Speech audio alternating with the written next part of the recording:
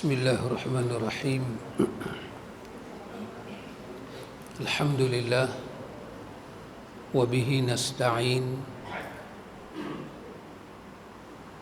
wa bihi taufiqi, amma ba'du. Ikhwatul iman, ikhwatu fid din, a'azakumullah wa uhibbukum fillah. Usikum wa iyaya bitaqwallah, faqad faza man ittaqa. Alhamdulillah ikhwan, dengan limpah kurnia daripada Rabbul Alamin, kita boleh menyambung bacaan kita daripada buku ini, Manhaj Ahlus Sunnah wal Jamaah dalam Tazkiyatun Nufus. Kita sampai pada perkataan penulis. Dia kata fitnah syahwat. Kalau buku saya muka surat 66. Dia kata fitnah syahwat membuat rosak niat dan tujuan dalam ibadat kepada Allah Ta'ala. Dan fitnah syubhat membuat rosaknya ilmu dan keyakinan. Fitnah syahwat membuat rosaknya niat dan tujuan dalam ibadat kepada Allah.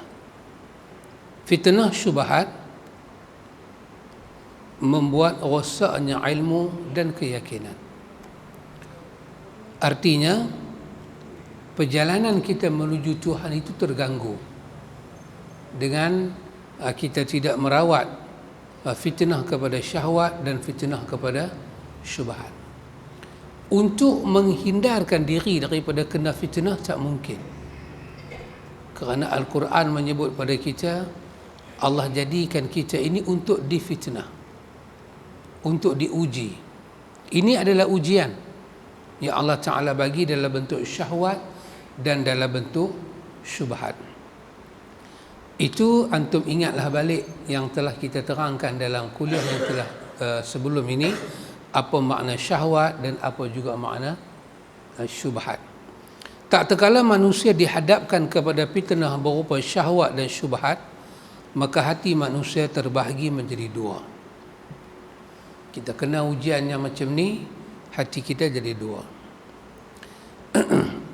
Saya katakan dahulu ikhwan bahawa bila kita baca buku-buku tazkiyah ini, kita akan lihat para hukama, ahli bijak pandai, dipanggil hukama, cerdik pandai dalam Islam ini, mereka menyebut sebesar-besar fitnah, seberat-berat fitnah adalah fitnah kepada hati. Kalau hati itu teruji dengan satu ujian yang besar, maka tubuh badan, jasmani kita akan tanggung. Kerana apa yang ada dalam hati, yang itulah akan direspon keluar kepada panca indera. Iman bermula di hati, kemudian baru ditutur pada perkataan, baru diamalkan dengan perbuatan. Jadi iman itu duduk di hati. Kalau di hati itu ada iman, betul iman dia, maka perkataan yang keluar daripada lisan itu betul. Dan amalan yang dibuat menuju Tuhan dengan jalan iman juga betul. Tapi kalau iman yang masuk dalam hati tak betul, Quran menyebut kepada kita tentang ya ayyuhalladzina amanu dukhulu fi silmi kafah, tentang kita masuk dalam Islam itu secara syumul, kafah, secara total, paripurna, tidak sikit-sikit. Masuk iman, keyakinan pada Allah Ta'ala itu sepenuh. Sekarang ni kita ada iman, yang kita duk belajar siang malam pagi petang ni apa dia ikhwan, nak sempurnakan iman itu, nak penuhkan dia dalam dada. Bukan kita tak ada iman, kita ada iman.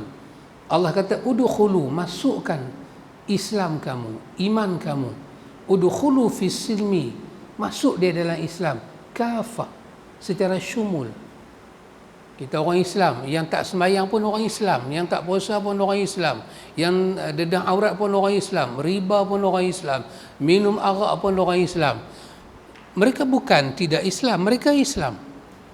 Tetapi apa yang mereka tidak lakukan dengan hidup mereka, berusaha menyempurnakan keimanan itu di hati. Kalau yang tu tak sempurna, maka yang ditutur di mulut, yang diamalkan pada tubuh badan juga akan jadi tak sempurna. Dia tak boleh rasa. Maka tengok, penulis kata, bila satu orang tu kena fitnah ni, dia akan jadi dua. Satu, hati yang ketika datang fitnah langsung menyerap seperti span yang menyerap air, lalu muncul titik-titik hitam di tubuhnya. Dia terus menyerap setiap fitnah yang ditawarkan padanya sehingga tubuhnya menghitam dan miring. Bila sudah hitam dan miring, dia akan berhadapan dengan dua malapetaka yang sangat bahaya. Satu, hati itu tidak dapat membezakan yang ma'ruf dan yang mungkar. Tak sekala penyakit ini semakin parah sehingga ia menganggap yang ma'ruf adalah mungkar dan yang mungkar adalah ma'ruf, yang sunnah adalah bid'ah dan yang bid'ah dianggap sunnah, yang benar dianggap salah, yang salah dianggap benar. Ini bila dia kena penyakit, dua penyakit ini dan dia tak rawat, maka penilaian wazan akal, neraca akal, semuanya akan jadi tak tentu hala. Kebenaran dia tak kenal sebab dia terkena fitnah syubhat. Ilmu yang masuk semua syubhat. Keyakinan dia syubhat. Didorong oleh semangat dia nak hidup, keinginan dia nak hidup yang duduk di dalam fitnah syahwat. Maka al-haq dia tak kenal. Bila kebenaran datang tapi tak sama dengan jiwa dia, dia akan kata itu salah, dia tolak. Hatta pada peringkat benda tu datang daripada Nabi sekalipun, dipanggil sunnah, dia akan tolak. Kerana itu bukan naluri dia. Ibnu Mas'ud radhiyallahu an berkata, halaka man lam ya'rif qalbahu al-ma'ruf wa yunkir qalbahu al-munkar. Binasalah orang yang hatinya tidak mengetahui yang ma'ruf dan tidak mengingkar yang mungkar. Orang ni binasa. Di mana binasa dia? Di hati. Halaka bermakna binasa, rosak orang ni. Rosak dah hati orang ni. Binasa dah hati orang ni. Binasa bukan makna kata berniaga dia jadi merosot, penyakit dia bertambah tak sembuh dah. Itu bukan makna binasa. Binasa bermakna apa, ikhwan? Kita akan balik berjumpa Tuhan dengan hati yang salim, hati yang munib. Masa kita balik berjumpa Tuhan, hati itu rosak, hati itu binasa. Imam Muslim menyebut riwayat pada kita yang begitu masyhur tentang bagaimana Allah menilai kita. Allah menilai saya, Allah menilai kita semua. Macam mana Tuhan nilai? Hadis daripada Abu Hurairah, innallaha la yanzuru ila suwarikum. Sesungguhnya Allah tidak menilai kepada rupa parah kamu. Allah tak menilai pada rupa parah kamu. Wa a'malikum, innallaha la yanzuru ila suwarikum. Allah tak menilai jasmani kamu. Walakin yanzur ila qulubikum wa a'malikum. Tapi penilaian Tuhan ada pada hati, yang hati itu melahirkan amalan kepada tubuh badan yang zahir. Itu ikhwan. Iman duduk di hati, ketakwaan duduk di hati, tawakal duduk di hati, pasrah kita pada Tuhan duduk di hati, pengharapan kita kepada Tuhan duduk di hati, kebergantungan hidup kita pada Tuhan yang utuh dan kukuh duduk di hati. Sekarang tempat tu kosong, tempat tu rosak. Di dunia kalau tempat tu rosak mungkin tidak ada apa-apa. Dia boleh bangkit pukul 7 pergi kerja, dia boleh balik pukul 5 petang, nothing. Tapi kalau dia mati in between itu, orang kapan mayat dia, orang tanam, orang sembahyang, dia balik bertemu dengan Tuhan, maka Tuhan nak tengok apa yang ada dalam hati dia itu. Kalau ditanya pada dia, marabuka dalam kubur, marabuk.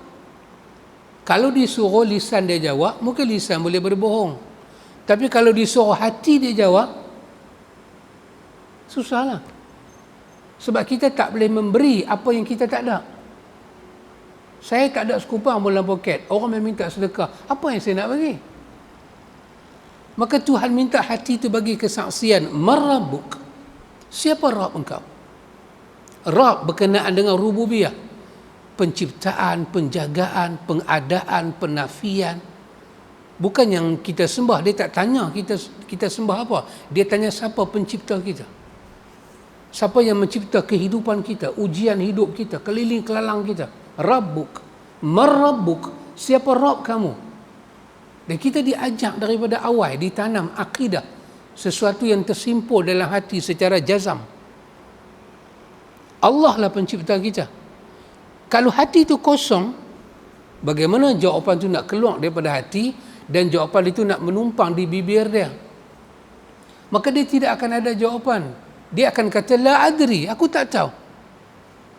Wahai dalam dunia kita tengok, kad pengenalan dia Muslim, IC dia Muslim, raya haji dia sambut, raya puasa dia sambut, anak dia buat kekah, cukup anak dia sunat anak dia, kahwin dia angkat nikah, buat kenuri, mati mak bapak dia, harta dia ikut faraid semua. Tapi bila dia masuk dalam kubur, ditanya, siapa pencipta kamu? Dia tak boleh jawab. Kerana ikhwan, dia hidup dalam dunia bukan dengan hati pada Tuhan. Maka ini yang Allah Ta'ala kata, qad aflaha man tazakka. Inilah tazakka ini, aflah man tazakka. Siapa yang bersihkan hati dia. Wa qad khaba akan rugi, akan menyesal, akan menerima, akan menanggung penyesalan, kerugian.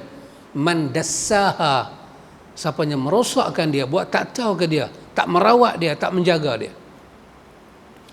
Maka sampai pada peringkat kawan ni bila kita bubuh pada dia ma'ruf dan mungkar, tak tahu pilih satu bab, pilih yang salah lagi satu masalah, sehingga dia hukum yang ma'ruf itu mungkar, yang mungkar itu ma'ruf, yang sunnah dia tolak, yang bid'ah dia terima. Yang kedua, apa akan jadi pada dia? Menjadikan hawa nafsu sebagai sumber hukum yang lebih tinggi daripada apa yang diajarkan oleh Rasulullah sallallahu alaihi wasallam, selalu tunduk pada hawa nafsu dan mengikuti kemahuannya. Itulah yang akan jadi. Itu kita baca dalam hadis 40 yang Imam Nawawi letak di antara hadis-hadisnya ujung tentang la yu'minu ahadukum hatta yattaba'a hawahu mimma ji'tu bihi. Tentang tak sempurna iman satu orang sehinggalah selera dia, keinginan dia, kemahuan yang ada dalam diri dia tunduk kepada apa yang aku bawa. Barulah sempurna iman dia. Tak kalau tak sempurna. Iman ini sempurna, iman ini tak sempurna. Apakah faedah dia dalam dunia? Faedah dia mungkin ada, tapi kita tak nampak. Kita nak cari satu pekerja yang masuk kerja pukul 8, yang betul-betul pukul 5 dia balik. Dia tak memerlukan iman yang sempurna. Kita ambil orang bukan Islam kerja pun, kita akan dapat pekerja yang baik. Kita ambil orang Melayu kerja pun, kita akan dapat pekerja yang baik begitu. Tapi iman sempurna ni ikhwan, dia membentuk jiwa, akhlak yang sempurna. Kita kata pada anak kita, ayah nak duduk atas meja tu, hang buat kopi O kat ayah, hantar atas meja. Hantar atas meja, saya minum. Dia ambil, dia bancuh kopi O, dia letak atas meja, tapi dia letak atas sini. Ni ada cawan, ada gelas, ada kopi O, dia letak atas sini. Itu dia telah meletakkan lah. Dengan satu anak, kita kata pada dia letak kopi O ayah atas meja, dia ambil gelas tu, dia letak tengah meja. Apa beza dua orang ni? Apa beza dua orang ni?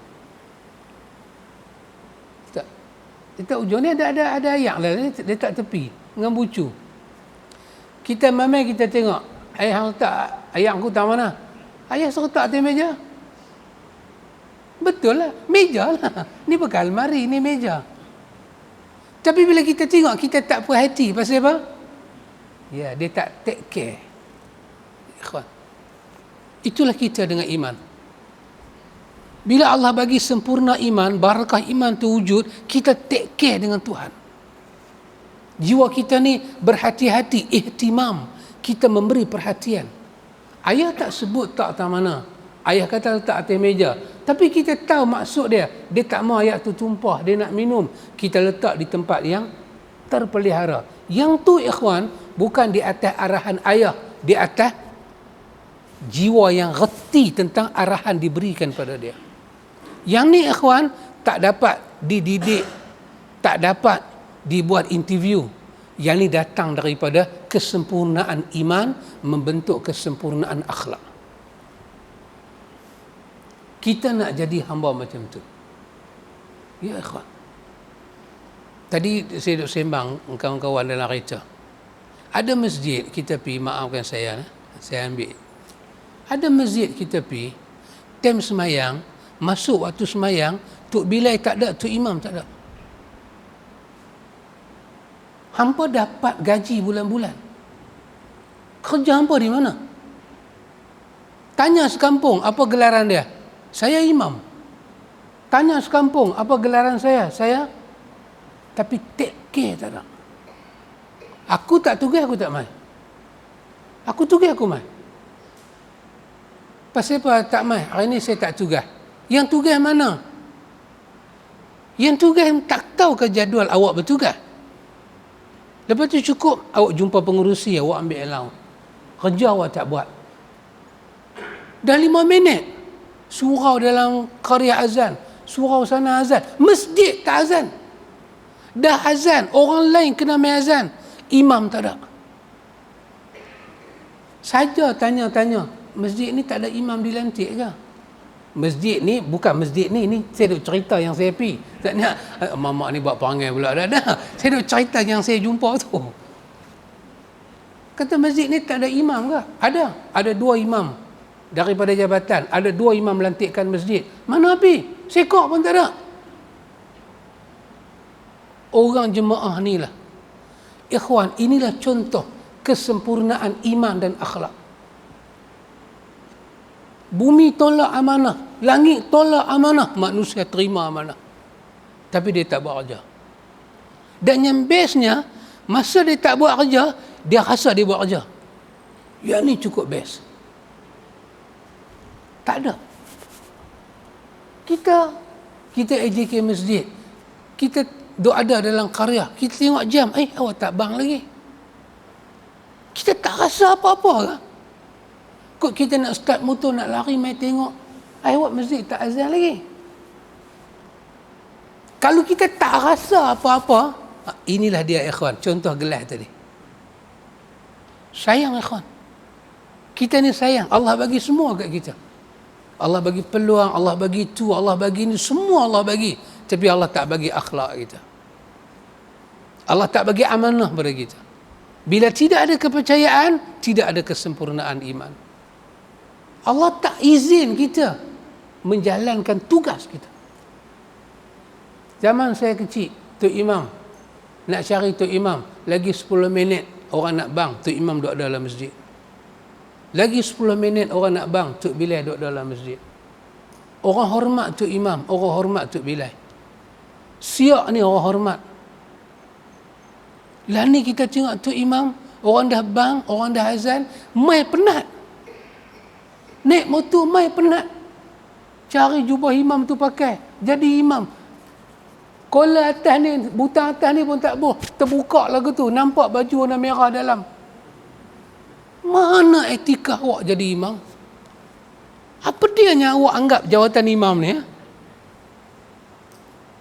Ini problem kita. Bila kita ada gelaran, kita ada nama, kita ada ilmu, tapi Allah tak bagi akhlak pada kita. Kita bagi rosak hidup kita, ya ikhwan. Jangan buat lagu ni, ikhwan. Semuanya akan ditanya. Kullukum ra'in wa kullukum mas'ulun an ra'iyati. Ini hadis Bukhari dan Muslim.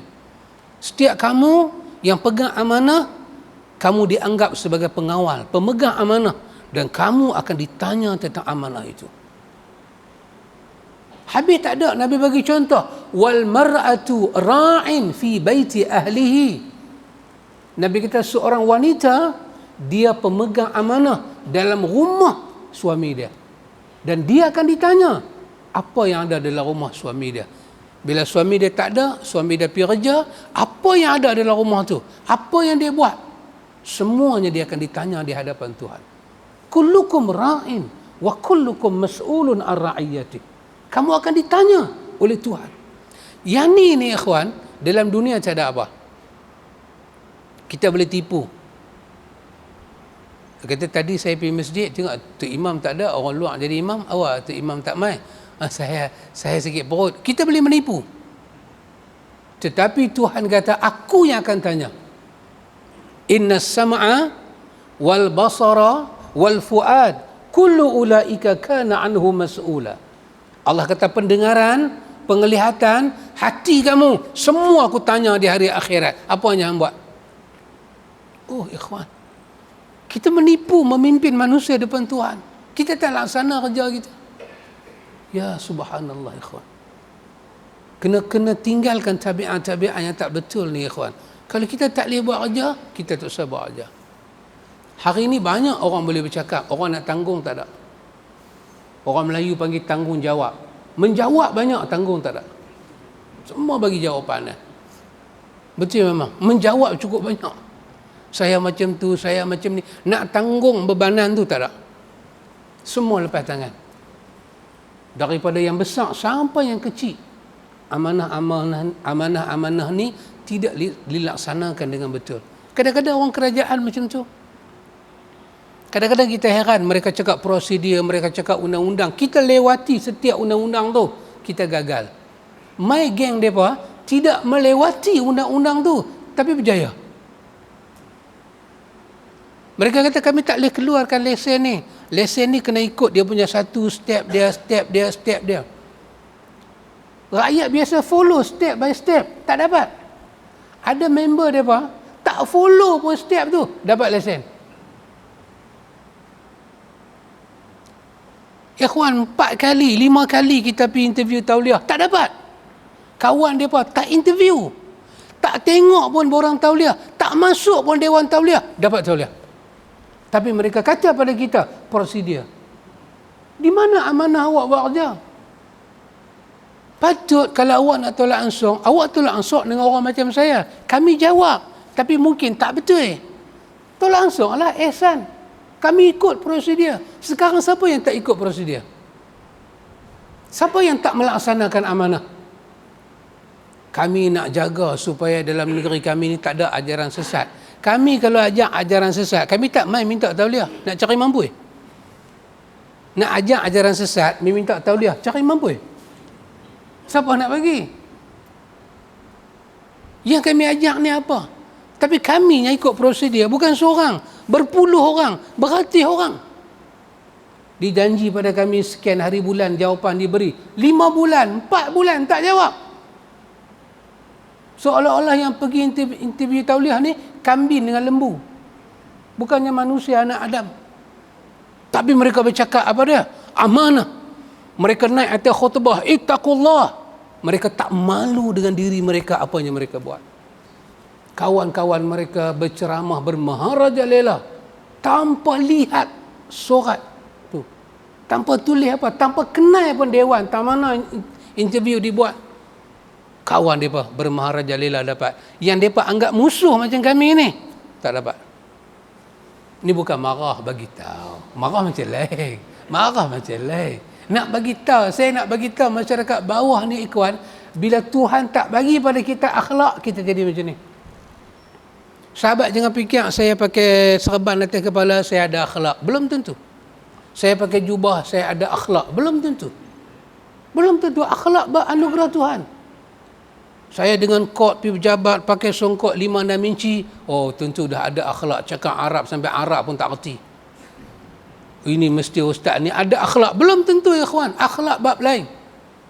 Kadang gelaran kita hebat-hebat, kita duduk tang sana, kita duduk tang sini, syariah sana, syariah sini. Kita ada akhlak ke? Kalau kita tengok orang atas bawah, musuh kita ni kita tengok seolah-olah apa pun tak ada kat dia. Akhlak ikhwan. Allah sayang kepada hamba dia, Allah bagi harta. Tapi kalau Allah lebih sayang pada satu hamba, Allah bagi akhlak pada dia, Allah bagi agama pada dia. Pasal itu isi pada agama ni apa dia? Akhlak. Bu'istu liutammima makarimal akhlak. Budak SPM ambil SPM 1 Malaysia tu ikhwan. Lepas berapa bulan keluar result dia, 3 bulan. Ada cikgu. Di sini ada cikgu tak? Kan saya kata salah. Lepas 3 bulan keluar result dia, budak tu yang ambil SPM tu 1 Malaysia. Berapa ribu budak? Berapa ribu budak? Kami 60 orang je ambil tauliah. 4 bulan tak keluar jawapan. Ui, dahsyat ni. Ni bukan kata semak, ni semak depan belakang atas bawah kiri kanan. Tengok ikhwan, manusia. Tapi dia akan pakai junnah, dia akan pakai macam-macam perisai nak bertahan diri dia. Oh subhanallah ikhwan. Ini kita duk baca ni ikhwan. Kedua, hati putih telah disinari oleh cahaya iman yang terang menderang. Jika hati semacam itu ditawari fitnah, dia akan mengingkari dan menolaknya. Ini bahagian yang kedua. Tadi hati pertama tadi dia ambil semua. Mai saja ujian dia ambil, dia randuk, dia telan sehingga hati dia tak kenal iman yang mana, apa yang mana dia tak kenal. Sahabat, ikhwan, kita, saya boleh buat baik dengan kawan-kawan saya. Saya kenal Tuan Haji Asyad, saya boleh buat baik. Saya kenal Ustaz Mubin, saya boleh buat baik. Saya kenal Tok Bilal. Tok Bilal kenal saya? Kenal. Saya boleh buat baik. Kata-kata Ustaz baik. Tanya siapa? Tanya kawan-kawan saya baik. Tanya saya pula, kawan-kawan saya baik tak? Baik. Pasal apa? Kami saling buat baik. Tapi ikhwan, saya nak buat baik kepada orang yang jahat. Susah ikhwan. Saya nak buat baik pada orang yang buat jahat kat saya. Susah ikhwan. Susah. Saya nak bagi bantuan insaniyah. Bantuan insaniyah bersifat keinsanan, kemanusiaan. Tapi orang yang nak terima tu, orang tu pernah buat gila kat saya. Orang tu pernah kata kat saya. Orang tu pernah jatuh maruah saya. Tak senang ikhwan. Kita nak senyum depan kawan-kawan kita, senang ikhwan. Tapi kita nak senyum yang dapat pahala sedekah tu depan musuh kita, tak senang ikhwan.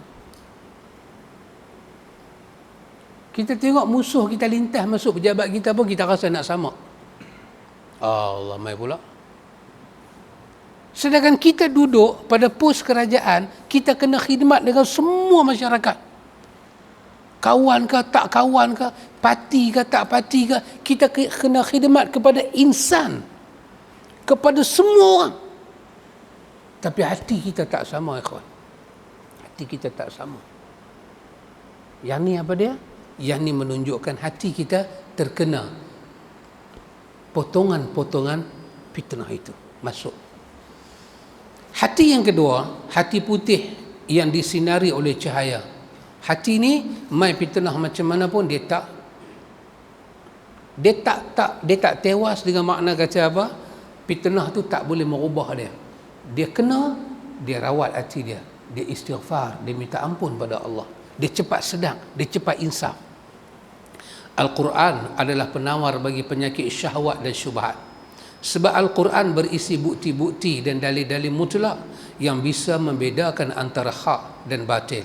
Sehingga penyakit-penyakit syubhat yang merosak ilmu, keyakinan, pemahaman bisa hilang kerana seseorang bisa melihat segala sesuatu sesuai dalil dari Al-Quran dan As-Sunnah dengan pemahaman yang benar.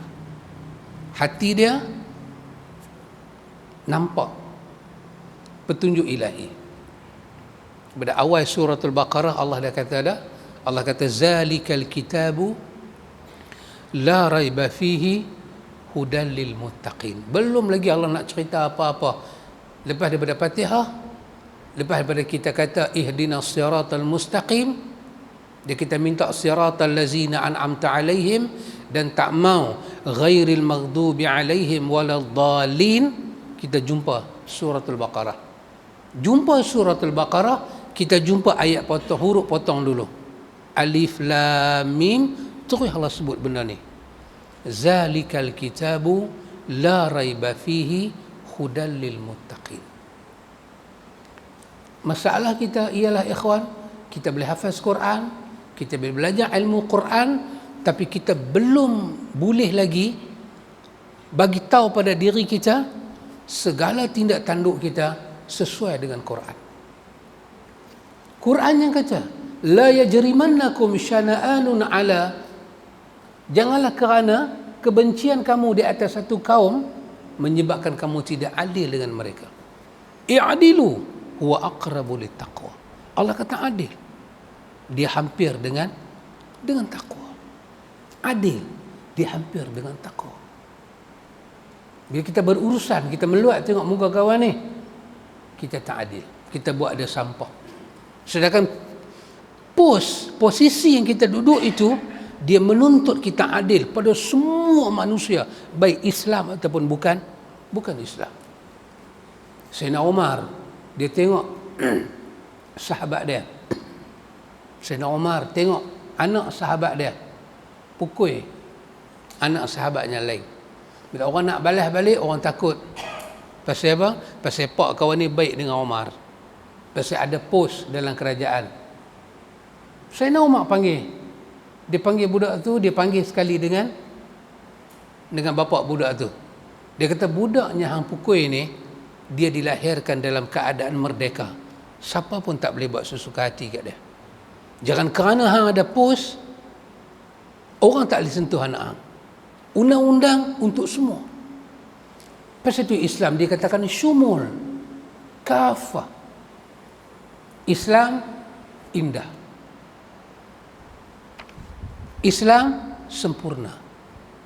Islam lain daripada yang lain.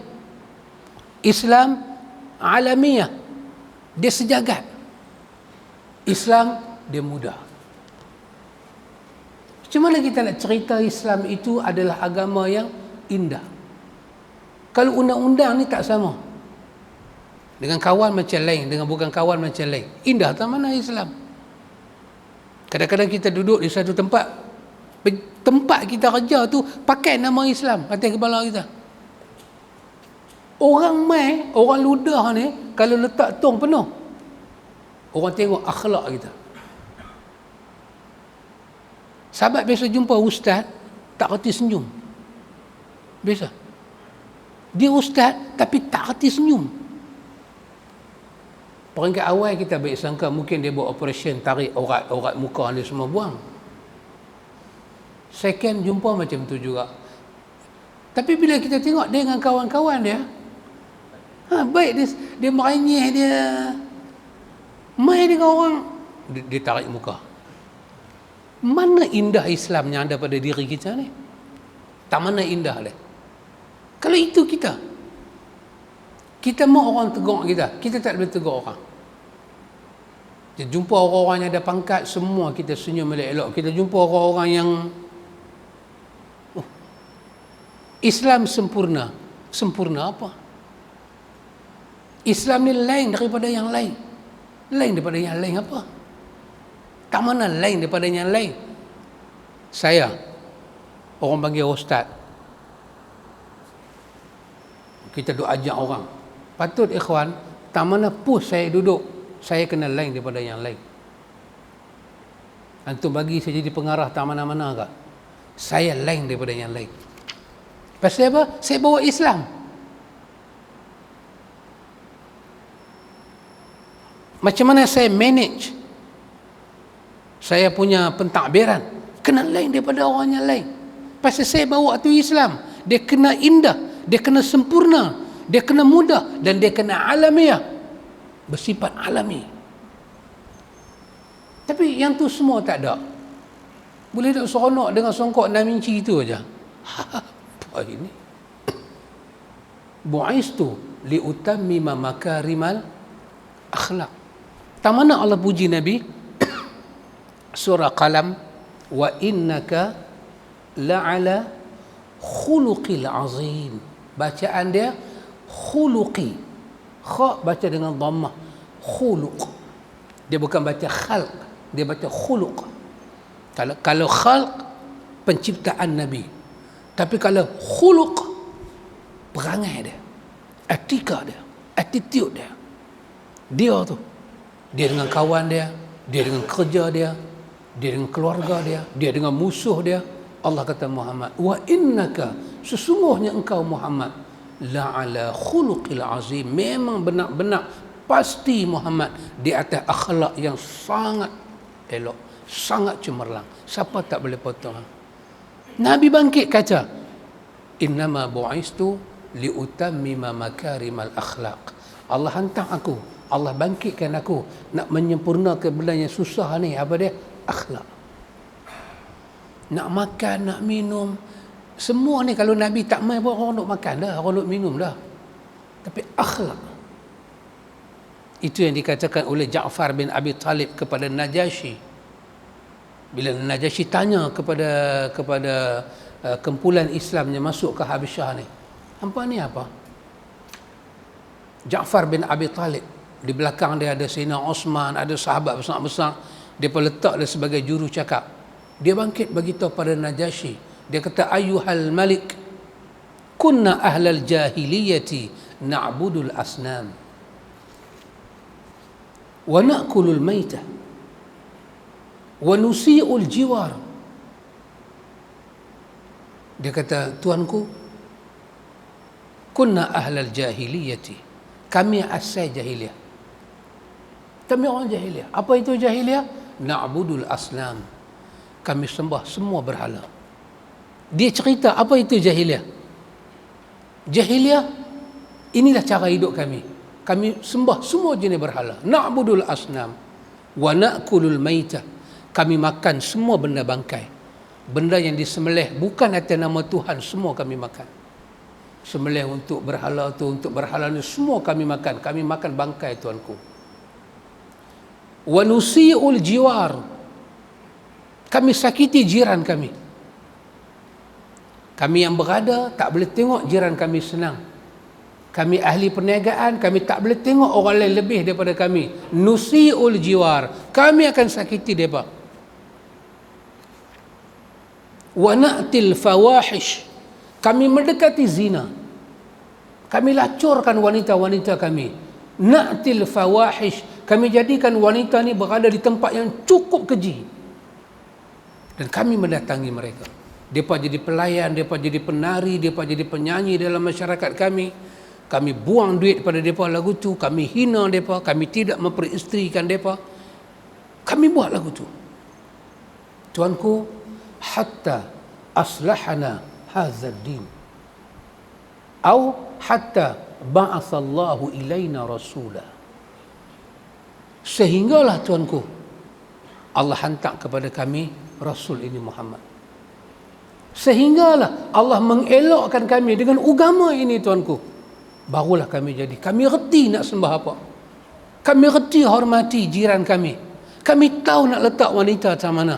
Kami reti makanannya halal itu apa dia, tuanku. Inilah Islam yang dibawa oleh Muhammad, yang orang Mekah duk kata dia jahat, depa pukul kami, depa tindas kami, depa dera kami kerana kami ikut ajarannya seelok ini. Subhanallah, ikhwan. Lain daripadanya lain Islam. Kita reti agama, akhlak kita lain daripadanya lain. Kita bukan duduk tempat nak balas dendam ke orang, nak benci ke orang. Tak. Kita duduk di tempat nak bagi orang nampak Islam tu apa. Oh, subhanallah, ikhwan. Kerja ni yang tak habis ni. Ni perjuangan tak selesai ni. Kalau untuk parti selesai lama dah. Ni untuk benar ni tak habis lagi ni. Tak habis kita, ikhwan. Jadi apa dia, ikhwan? Antum tengok dia kata. Dia kata Quran adalah penawar. Quran juga dapat mengubati penyakit syahwat kerana di dalamnya terdapat hikmah dan petuah yang baik melalui targhib dan tarhib, anjuran dan peringatan. Inilah firman Allah Ta'ala, wa nunazzilu minal qur'ani ma huwa shifaa'un wa rahmatun lil mu'minin wa la yazidu adh-dhalimina illa khasara. Dan kami turunkan Quran, dan kami turunkan dari Al-Quran sesuatu yang menjadi penawar rahmat bagi orang-orang yang beriman, sedangkan bagi orang yang zalim Quran itu hanya akan menambah kerugian. Pasal apa?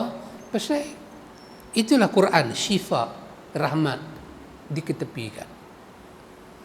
Ikhwan, satu laki-laki ni,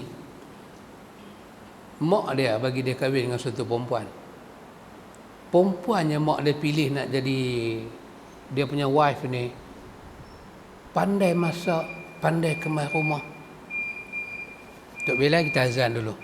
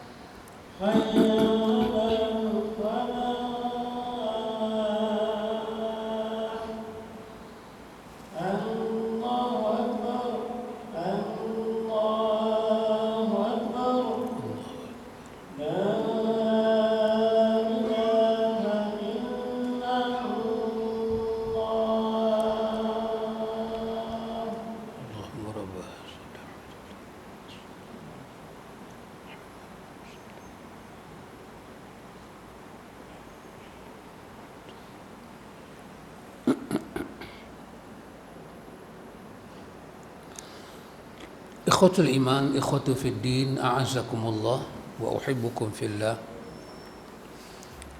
Ini daripada surah Al-Isra ayat 82. Allah Ta'ala katakan bahawa kami turunkan Al-Quran sesuatu yang menjadi penawar dan rahmat bagi orang-orang yang beriman, sedangkan bagi orang yang zalim Quran itu hanya akan menambah kerugian, rugi. Macam tadi contoh saya bagi tahu, dia kahwin, mak dia pilih satu perempuan yang bagus, pandai masak, pandai kemas rumah, tak suka keluar rumah, suka duduk dalam rumah, pandai jahit baju ke apa ke semua. Pilih dia bagi kahwin dengan perempuan lagu tu. Dia tak hargai. Perempuan tu masak, dia tak rasa. Perempuan tu duduk dalam rumah, kemas rumah, tukar segala cadar-cadar semua, dia tak, dia buat tak tahu. Dia makan di luar. Tak rugi orang lagu ni. Dia tak rugi apa? Kemakan di kedai apa sedap. Itu kita nak bagi tahu pada orang yang otak yang tak center macam mana? Otak dia tak waras. Kita hantar-hantar semua kedai. Bila tanya masakan siapa yang sedap dalam hidup kita, nombor satu mesti masakan mak kita. Betul? Macam tak betul ya? Tapi bila makan hotel ke, kita makan mana, sampai kita ni dah tua bangka ni. Kita tu saya lah, ni semua muda-muda. Mak kita masak. Cara dia apa lah? Cara tak cukup asam, tak cukup santan, tak cukup rempah. Makan dia duk suap kita. Masakan dia tu sedap. Nombor dua, Tanya kita, mak kita pun dah tak ada arwah, dah duduk dalam kubur berapa puluh tahun dah. Siapa masak sedap? Tapi bukan macam mak kita, tapi sedap lah. Bini kita. Bini kita. Sebab kita ram, mana pun kita ram. Tapi hotel, saat ni kita makan kat sana, makan, orang habaq kata viral, kita terpa. Last sekali bini kita masuk dalam rumah. Kita tak kata apa, kita kata puas hari ni. Hari ni makan puas. Ya, bini kita. Yang ketiga, baru jatuh siapa-siapa. Anak ke, menantu ke, birah ke. Jatuh orang lain. Kita balik kerja penat, bini tak masak. Dah lah kita balik kerja penat. Dia pun tak buat apa. Kita keluar rumah dia tidur, kita balik rumah pun dia tidur. Kata masak apa? Tak masak apa, tunggu abang balik. Nak ingat nak pergi makan tom yam tak mana-mana.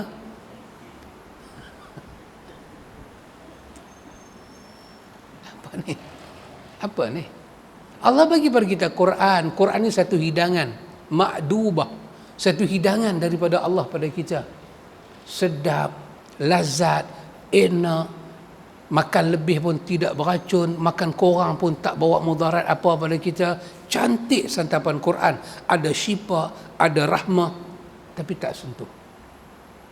Tak korek dia, tak bongkar dia, tak gali dia, tak ambil tahu apa pasal dia.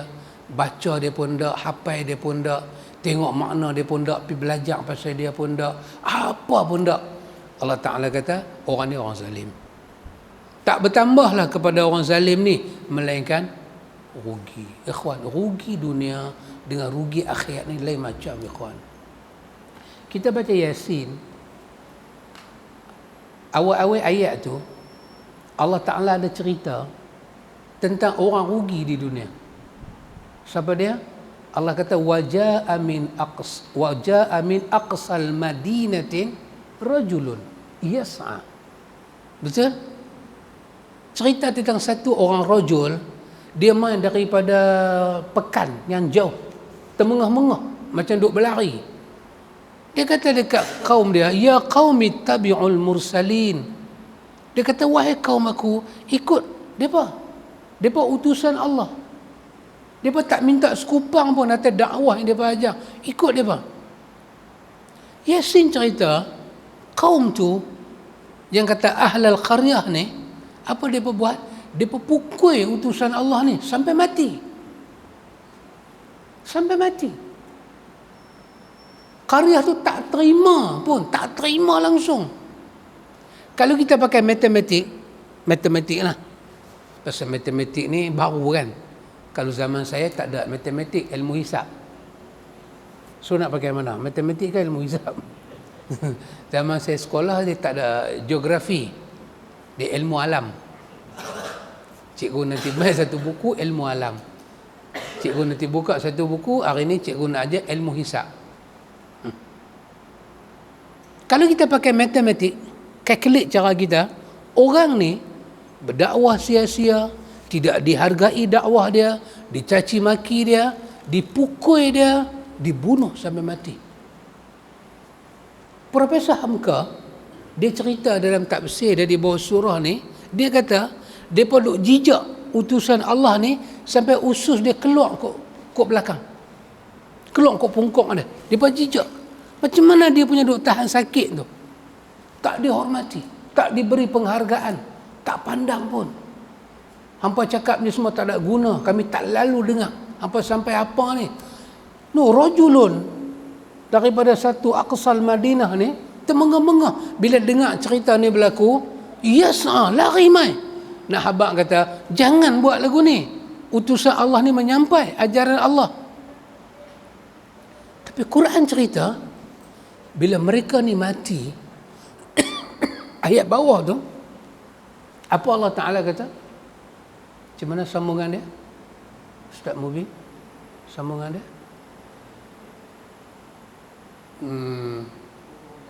Yas'a rajulu yas'a, sambungan di bawah dia. Ini ada ayat bima ghafara li rabbi wa ja'alani minal mukramin. Allah cerita balik. Bila mereka ni dihina, tak diberi pertolongan, tak diberi apa-apa penghargaan, Allah kata, sekarang tengok macam mana kami sambut mereka. Orang yang hampa tak hormat, orang yang hampa buat musuh ni, hampa tak pandang pun orang ni. Allah cerita macam mana Allah sambut mereka. Mereka tu yang dah mati tu kata, Allah cerita. Mereka kata, kalaulah hampa nampak apa yang Tuhan bagi pada kami sekarang, bima ghafara li rabbi, bagaimana Tuhan ampun kesalahan kami, dan Tuhan letak kami di tempat yang cukup mulia yang hampa tak pernah letak kami kat situ. Tuhan yang letak kami. Ikhwan, dua bandingan ni. Satu orang duduk di dunia tak dihargai dia, dihina, dikutuk macam-macam, tapi dia di atas petunjuk ilahi. Bila dia balik je bertemu Tuhan, Tuhan muliakan dia. Tuhan muliakan dia. Pasal apa? Pasal dia mencari kemuliaan di sisi Allah. Ikhwan, Allah nak bagi kita mulia bukan pasal kita ustaz, bukan pasal kita ni ada degree ke ada apa-apa, dah ikhwan. Pasal Allah tengok hati kita. Kalau orang mulia tu orang ustaz, rugilah orang bukan ustaz. Dan rugilah dia ustaz tapi dia tak famous.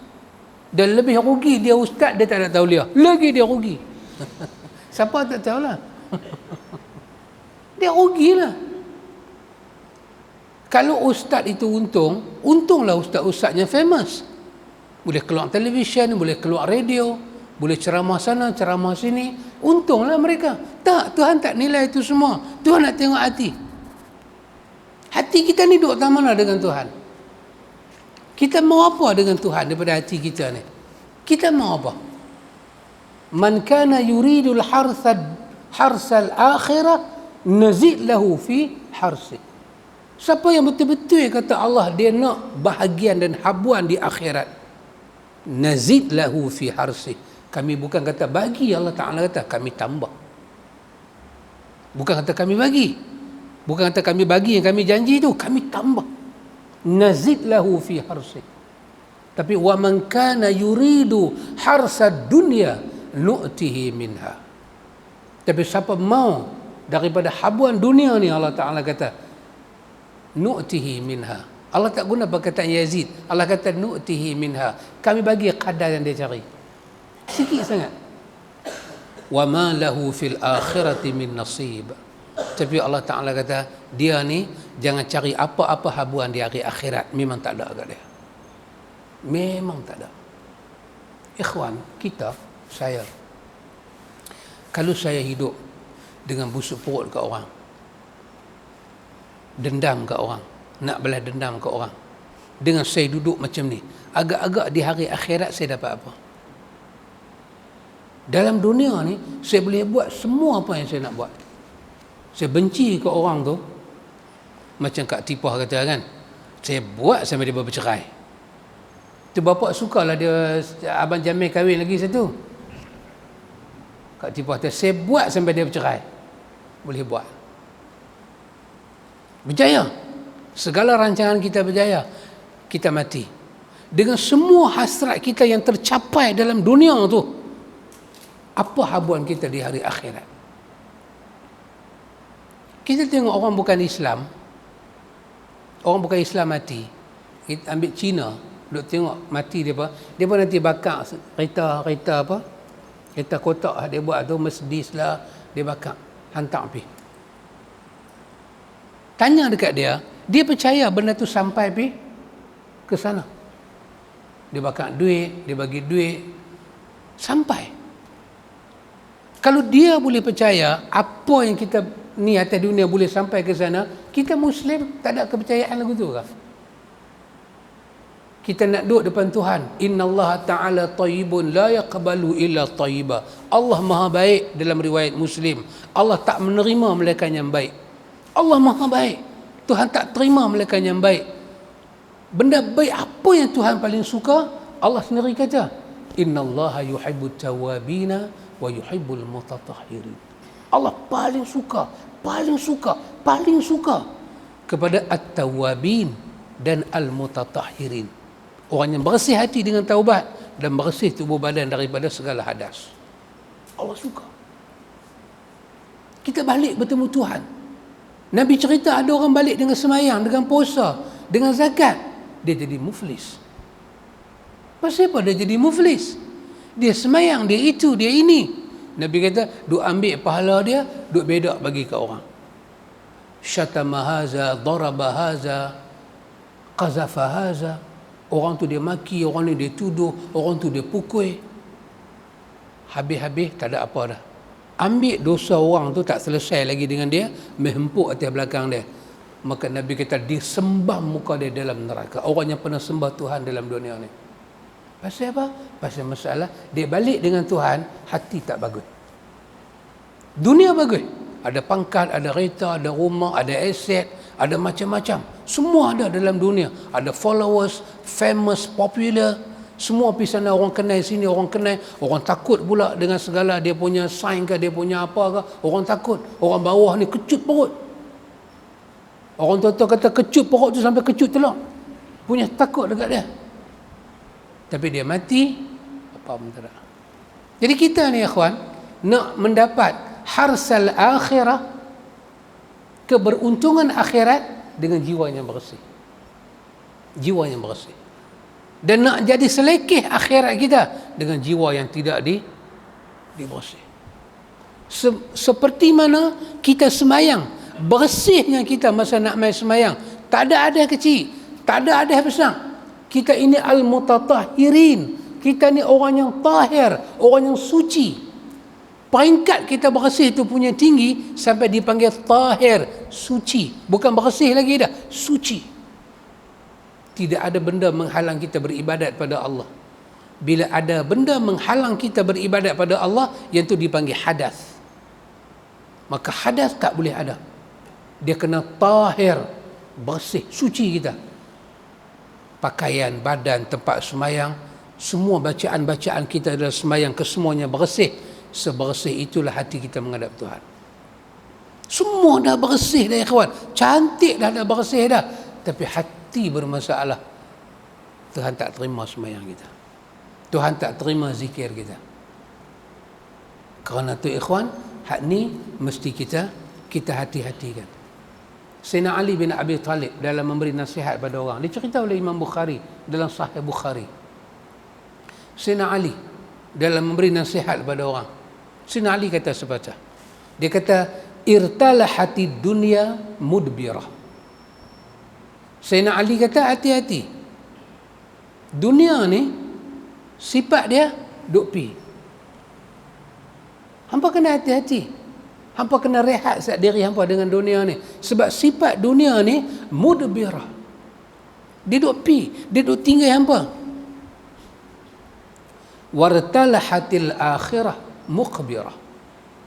Manakala sifat akhirat ni pula, sifat dia duk mai. Dia duk mai, dunia duk pi. Hari ni hari Sabtu, besok hari Ahad, dunia pi dah sehari. Ahad mai Senin, dia pi dah sehari. Dia duk pi sehari, akhirat duk mai sehari. Dia pi sehari, akhirat duk mai sehari. Kata Sayyidina Ali, walikulli wahidatin minhuma banun. Baik dunia, baik akhirat, masing-masing ada followers dia, ada pengikut dia, ada anak pinak dia. Fakunu min abna'il akhirah. Sayyidina Ali kata, aku pesan ke hamba, kalau hampa nak jadi pengikut, hampa nak jadi anak pinak, jadilah pengikut anak pinak kepada akhirat. Wala takunu min abna'id dunya. Jangan hampa jadi penggemar, penurut, pengikut kepada dunia. Sebab dia duk pi, hampa tak boleh hambat dia. Sayyidina Ali kata, fa innal yaum, sesungguhnya hari ini di dunia ni, amalun wala hisab, adalah hari kita beramal, bukan kita dihisab. Beramallah sebanyak-banyak mana, amal baik ke amal jahat, Allah tak hisab kita. Wa ghadan, tapi bila kita sampai di hari akhirat, hisabun wala amal, Allah hisab kita, Allah tak bagi sesaat pun kita beramal. Makanlah hasil pencarian hang. Kerana tu Sayyidina Ali kata, jangan berebut dengan dunia ni. Jangan benda-benda buruk kita turut dalam dunia ni. nak bagi puas hati. Selagi kawan tu tak mati, tak puas hati kita. Fitnah tak cukup, hantar orang pergi pukul tak cukup, cari bomba buat santau. Mati hamba Allah tu. Tak puas hati lagi. Bila nak puas hati ni? Dosa berganda. Keburukan makin banyak. Jalan berjumpa Tuhan dah jadi kabut, tak tahu bintang mana. Tak ada arah. Dengar azan pun tak peduli. Oh, subhanallah. Sahabat pernah jumpa satu orang. Bila dia dengar azan, dia kata panas. Awak bising sangat ni. Rupanya duk azan.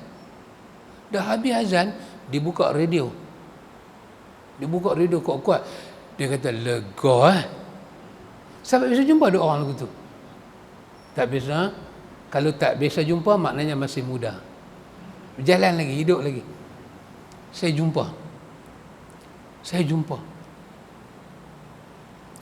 Panas dia. Dengar azan ke, dengar orang baca Quran ke, apa ni dia kata. Satgi dia boleh buka radio dia.